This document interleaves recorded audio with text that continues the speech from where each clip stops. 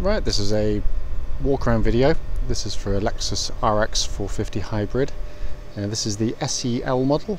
This one's fitted with the chrome roof bars and the wood steering wheel pack. Finished in black, as you can see, with a full black leather interior. Car's covered 90,000 miles. Not that you'd think it had done given the condition of the car. It is in absolutely stunning condition. Not perfect, but stunning. Lights, lenses, all completely intact. There's no cracks, condensation in those. Front bumper, very, very clean and tidy. A couple of suicidal flies in there, and that's about it, in all honesty. Bonnet of the car, very, very clean. Only a couple of minor stone chips give any indication of the mileage the car's actually done, but easily touched in. Near side of the vehicle here is absolutely mirror smooth. It's in wonderful, wonderful condition, this car. Just coming down to the front alloy, really clean and tidy. I can't see any obvious curbing or marks on the alloys at all there. And so the panel work is pretty much mirror smooth. It's not to say that there won't be the odd mark here and there on the car. Of course there will be. It's done 90,000 miles, but you have to hunt for them. They won't jump out at you. Just come down there just to show you again. It is quite remarkable, really. And then rear near side alloy. Again, can't see any obvious marks on there at all. I think from memory this one had a full set of Michelins fitted to the car as well. It's been very, very well looked after. Back of the car, again, very clean and tidy. You can hardly see a mark of any note on there.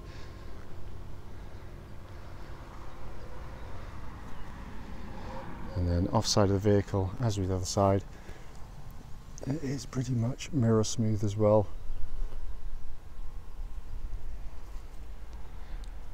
Off side rear alloy, again unmarked. Again, that's the third Michelin. And then continue down.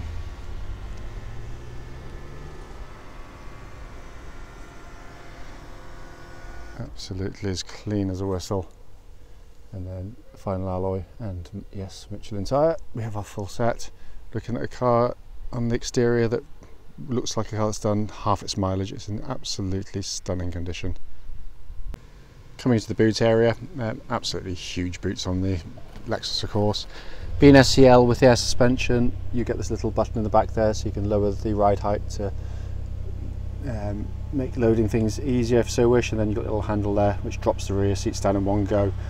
Obviously a beautifully appointed car, really fantastically well made and finished.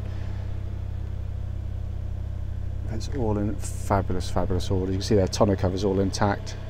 Rear seats with a 60/40 fold, but as I said, wonderful vehicle. Just up here, obviously electric tailgate on the car. Press a button there, it folds down exactly as it should.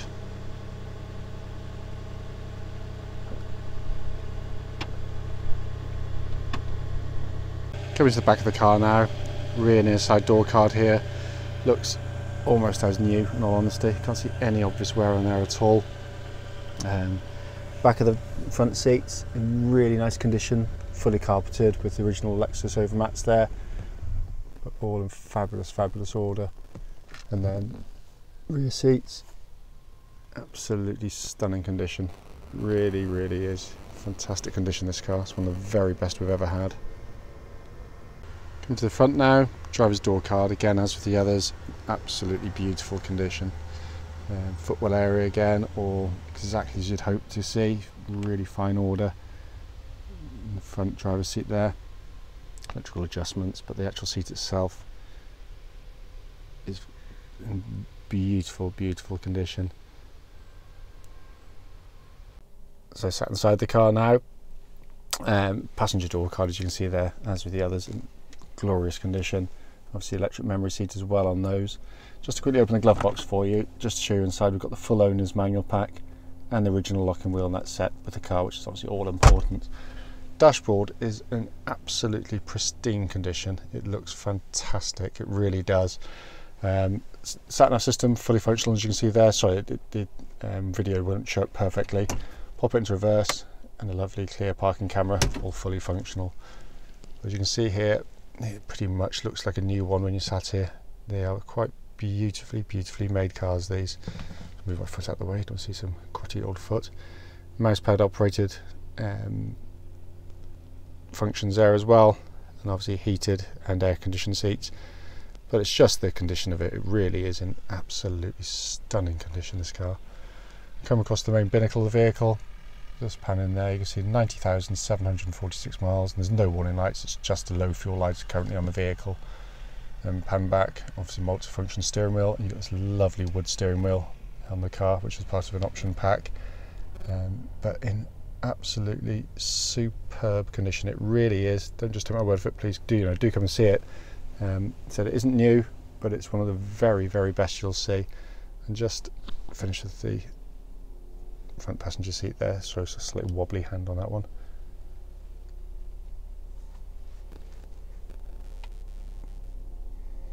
So finally, just under the engine bay, beautifully presented engines. All of its servicing, apart from the very last one, which we've just done ourselves, has been done by Lexus, but it has just been serviced, just been MOT'd as well, so it's not due for anything for another 12 months.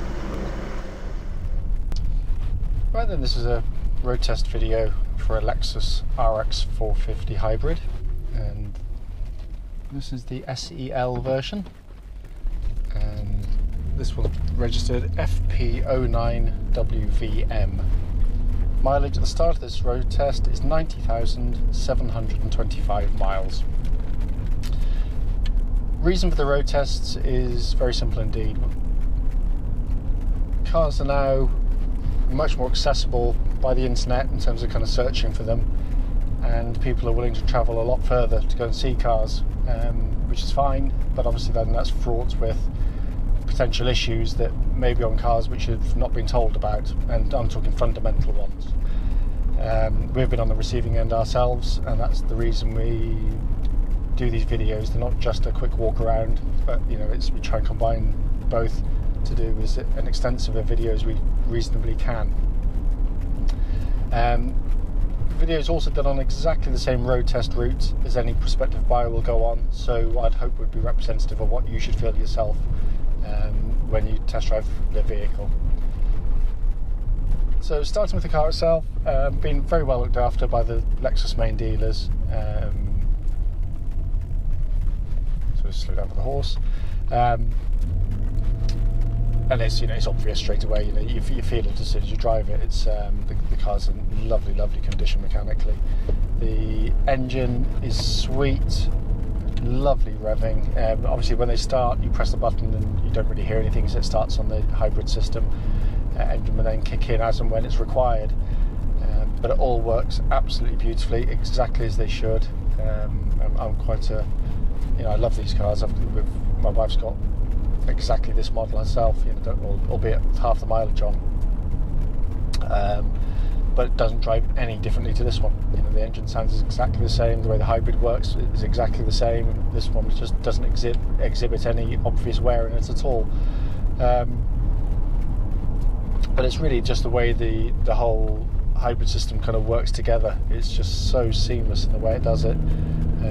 But also you've got a lovely soundtrack to the engine as well. It really is a sweet unit. But as an example of one, absolutely spot on, it really is. Incidentally, no warning lights on the dashboard or any other part of the car. The car's just been delivered, quite a long trip to us, and it's running at just under half on the temperature gauge, which is exactly where it should be on these vehicles. Engine then runs through into a CVT automatic gearbox. Brilliant gearboxes, perfectly suited to the hybrid system and the way it all works together. The seamlessness is something that I kind of keep going on about, but it really has to be experienced to be believed, and the gearbox is part of that. The purpose of this video is obviously to tell you about any issues, any wear that I can feel. I can't feel anything through the powertrain of the vehicle at all. It's exactly as I'd hope if I was driving it around in a new one. It's just got a tightness mechanically and a robustness to it, which is kind of the preserve of Lexus, I guess. but it does drive absolutely beautifully. Steering's lovely and tight. It's lost none of its precision. They do steer very nicely. It's not stupidly quick on the rack, but it's not sloppy either. As I said in a video I did one this morning, I've just been on a long trip to the north of Wales, around some windy roads, up and down the mountain passes, and it was a brilliant car to do it in. And it also returned 35 to the gallon on the over 1,000-mile trip, and that's with 4 of us on board and luggage and goodness knows what else. So I mean, they are very efficient cars, and I'm talking real world driving, not just, you know, manufacturers' claims. I don't care what they say, you know, I've never really believed them. You know, and certainly compared to its competitors, kind of Q7, ML, X5, that kind of thing. You know, it's certainly in my experience, it's probably about at least sort of 4 to 5 miles per gallon better than any of those across the same sort of driving. Certainly in my experience, but that's, you know, that's not scientific. I appreciate. Steering of the car, as I said, there's no wear in it. It feels absolutely spot on. Likewise, the suspension of the vehicle, obviously SEL, so we've got air suspension on the vehicle, and it rides absolutely beautifully. You can hear it going over the bumps, which you should be able to, but I'm not getting any kind of mechanical clonks, bangs, or anything from the car at all. So, you know, very fine order. Very hard to get over just how comfortable these cars actually are. You know, 20 years ago, if someone said to me, you know, how would you describe how a Rolls Royce would drive, it would be similar to how this now drives. It's, you know, it's got a, you know, it kind of wafts along in a really lovely way. It's serene in the way it does it, but mechanically absolutely perfect. It really is. Just setting the cruise control, making sure that functions right, which it does, works absolutely perfectly. Obviously a very quiet car. I'm now at the legal limit and it's very hushed in here. Clearly that can be spoiled very easily if, you know, someone had a windscreen replaced and it was badly fitted, or door seal been skagged on the way in by somebody. But this is exactly how quiet they should be, and they're very subdued, you know, which makes them brilliant long distance drives. Brake pedal of the car, good solid brake pedal, pulls the car down straight and true. There's no pulling to the left, right, or otherwise on the vehicle. It's all in very good condition. It feels good. Brake pedal exhibits no pulsing or vibrations at all through the pedal, which suggests they're all in fine fettle underneath. Looking around inside the car, you know, these are great places to drive cars. I mean, it's a really beautifully made car. Obviously this is a big spec one, so you've obviously naturally got this huge screen for the sat-nav system, which is so nice to use, and obviously I've just used one over a long trip and it was a very effective system. That obviously incorporates a rear parking camera, which works perfectly on the car, very handy indeed. Also on the SEL you get this little side camera as well on this button down here, so it goes on the near side of the car if you ever fancy using it. I've never had the use for it, I must admit, but it's there. I'm sure someone will tell me it's a good idea. Obviously again also, but it's just so beautifully done, beautifully built. SEL again, so you got Mark Levinson stereo system, you know, very high quality. If you like your music, you'll love that. And then obviously we've got heated and air conditioned seats. Incidentally, sorry, air conditioning system pumping out absolutely ice cold air. It's 20 degrees outside now, and that's absolutely ice cold.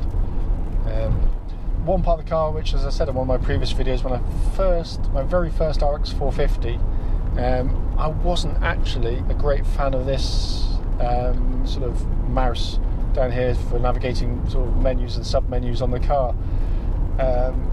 Probably even had, I have changed my mind, because it's actually really very good, and it took a couple of weeks of use to appreciate actually just how nice it was to use. And little things like just this little mouse controller is beautifully damped, it's not skittish over the screen, which I absolutely hate on some cars. which is probably what kind of put me off. I was sort of at a preconception as to it was going to be rubbish and I wouldn't like it, so I decided I didn't like it. Whereas in fact, using it, I do like it. It's very, very, very good indeed. Main dashboard is more conventional, apart from instead of a rev counter, you've got this kind of power thing which tells you when you're using power, charging or otherwise, and then you've got loads of different screens. You can sort of see what's going on with the hybrid system. Very clever indeed. Incidentally, I just put the air conditioned seat on the car. It works absolutely perfectly as well. Obviously auto lights, auto wipers, multifunction steering wheel, all sorts of gizmos on it to play around with. All working absolutely perfectly. There's not a button I pressed on the car that hasn't worked exactly as it should. Obviously the car will go through a pre-delivery inspection, more thorough mechanical checks of the car prior to coming out, and it'll have an engine service as well. But the car genuinely drives absolutely fantastically well. I mean, I don't recommend it of course, but if you were blindfolded and jumped in one which had done about 20,000 miles and then jumped in this one, I don't think anybody could tell the difference between the two. That's how tight and crisp this thing is, and just how beautifully engineered the car is. They are quite fantastically made cars, which kind of brings me on to kind of the more contentious part, I suppose, and it's an opinion, not fact. Some is obviously, but you know, its direct competitors will be ML, X5, Q7. And as I said on previous videos, you know, their reliability compared to these is nowhere near as good. You know, this is as simple as that. You know, ironically, as advanced as these are, they're actually less complex than those, which is why they're more reliable. They're not relying on turbochargers or twin turbochargers with, you know, the awful kind of EGR valves and DPF filters and separate ECUs running different things. It's no wonder they have trouble, and which is why we will refuse point blank to sell them or even take them on part exchange. I hate to say, you know, these are superbly made and reliable vehicles, and they're cheaper to run in every way than all of those. Like all cars, it can and it will go wrong at some point. Of course, it will. It's just the frequency of faults, which Lexus just don't suffer from in the same way.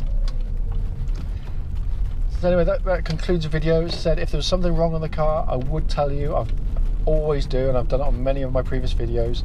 The fact that I can't find anything is not a bad thing, clearly. It just means that there's nothing at this point. But if there's something I've missed that you'd like me to find out about, please do give me a call.